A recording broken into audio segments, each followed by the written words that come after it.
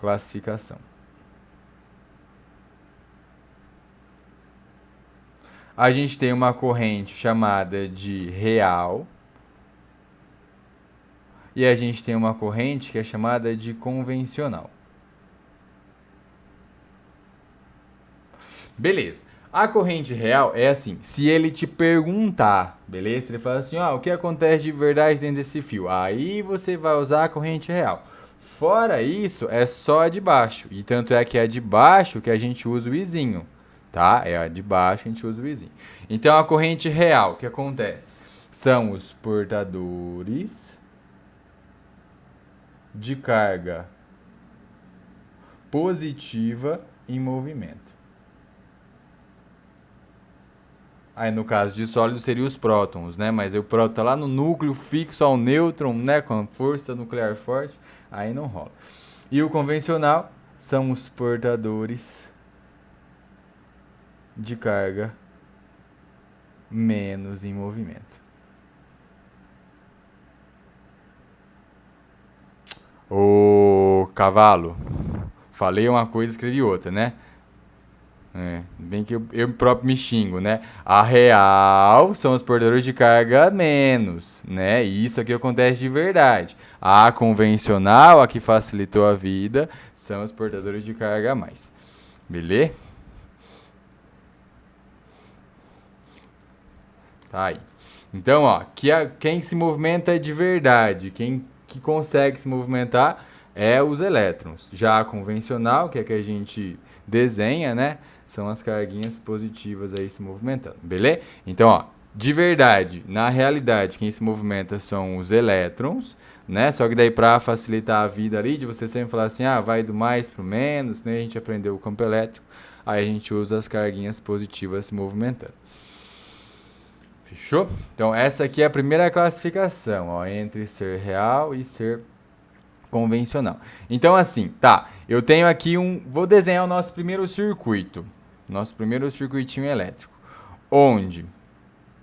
O que a gente precisa? Basicamente de 3 coisas. São elas, Eu preciso de fios, que é o caminho por onde eu vou ter essa corrente. Eu preciso de um aparelho que eu quero que ele funcione, né? Então, vou desenhar uma lampadinha. E eu preciso de alguém que alimente esse circuito. Né? Então, eu preciso aqui de uma bateria, de uma pilha, de uma DDP, de uma tomada, qualquer coisa do tipo.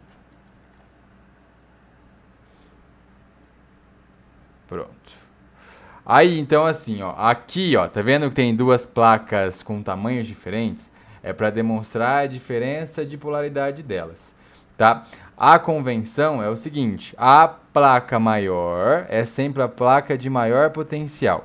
E a placa menor é sempre a placa de menor potencial. Beleza. Aí assim, você já viu o que eu acabei de falar, né? Placa de maior potencial e placa de menor potencial. Mas eu coloquei mais e menos.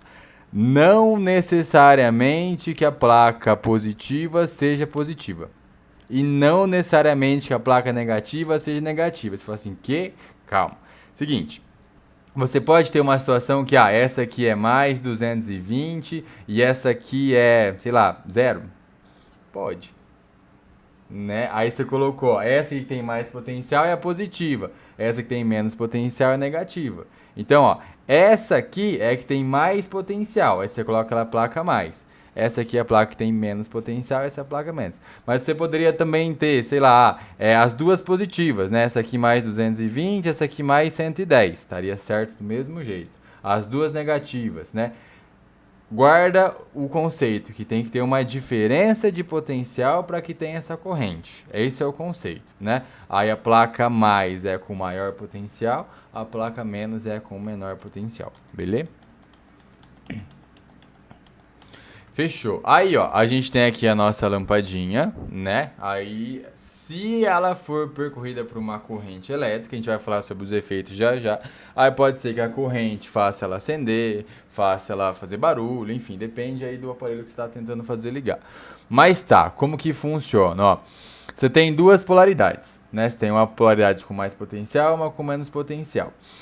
Quando você fala em elétron, o que, que o elétron quer fazer? Ah, o elétron ele quer ser repelido por essa placa aqui menos e ele quer ser atraído pela placa que tem mais potencial, né? Porque tem aquele campo elétrico, enfim, né? Vamos pensar de maneira mais fácil. Então, ó, o elétronzinho, o que, que ele quer fazer? Ele quer sair de perto da menos e ele quer chegar próximo a mais. Então, o sentido do elétron se movimentando, ó, é esse aqui. Então, o elétron sai da placa menos, passa lá na lampadinha e ele vai chegar na placa mais. Pronto. Então, se ele te perguntar, o que está acontecendo de verdade? Aí você vai colocar as carguinhas menos, né? Que tem menos massa, tá na eletrosfera, isso acontece de fato.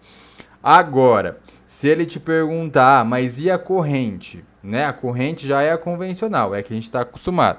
Então, você vem aqui e você coloca, ó, a corrente elétrica, ela sai do polo positivo, né? Porque é a carga mais em movimento, e ela vai em direção ao polo negativo.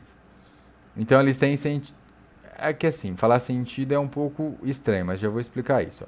Então, essas correntes ó, têm sentidos opostos. Só tem que tomar cuidado com o seguinte.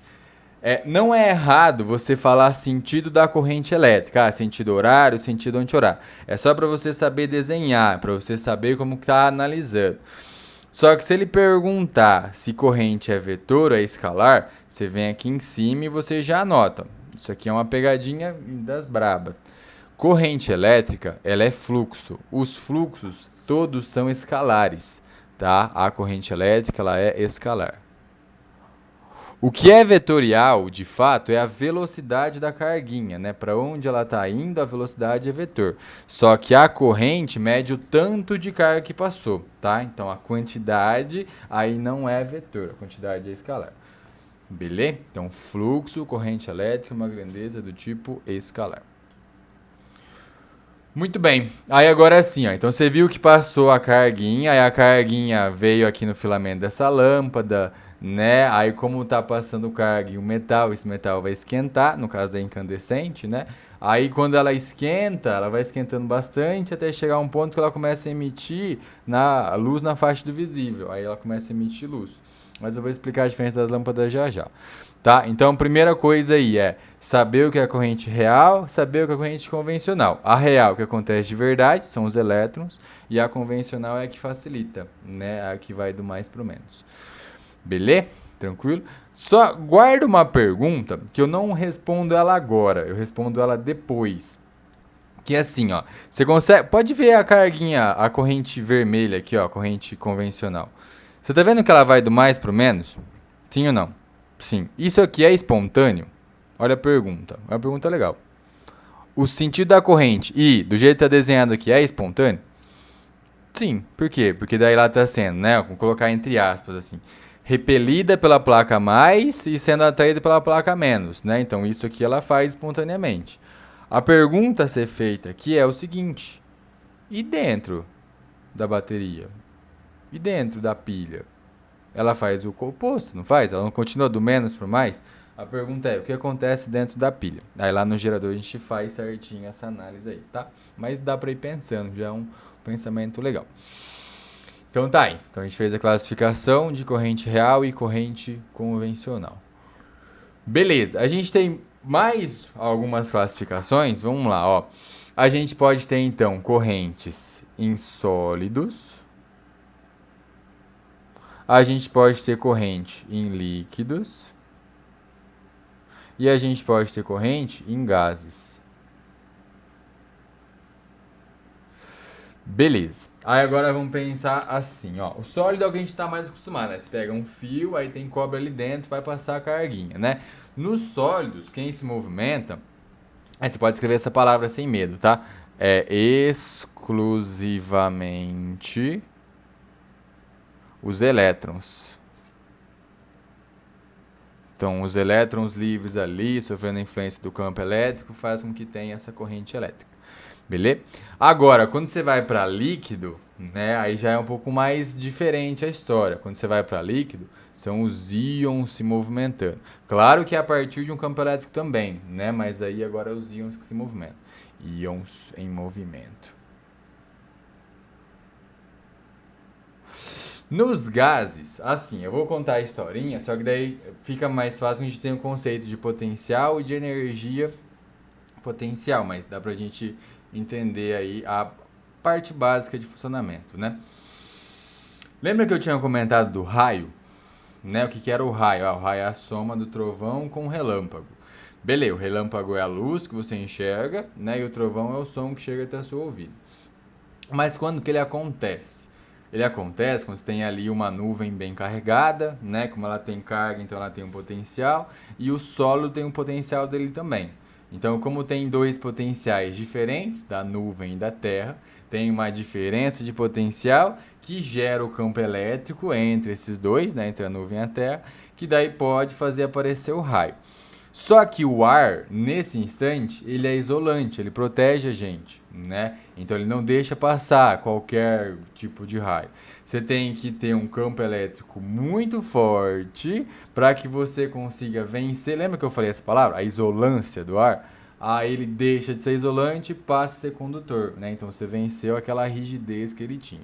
Então assim, os gases, de maneira geral, a temperatura ambiente, eles são isolantes. Mas se você for aumentando ali, temperatura, for aumentando o campo elétrico, vai chegar um ponto ali que ele passa a ser condutor. Então a gente usa a seguinte expressão, ó: os gases têm corrente elétrica sobre eles quando ionizados. Ou, ó, forte campo elétrico. Assim, ó, alto campo elétrico. E daí vem do mesmo princípio, né? Tem que ser um campo elétrico para que você tenha movimentação de carga. Só que daí você tem que vencer aquela isolância, que daí você vai conseguir fazer as carguinhas ficarem de maneira ordenadas. Beleza? Tranquilo? Então tá aí na onde a gente tem as correntes, né?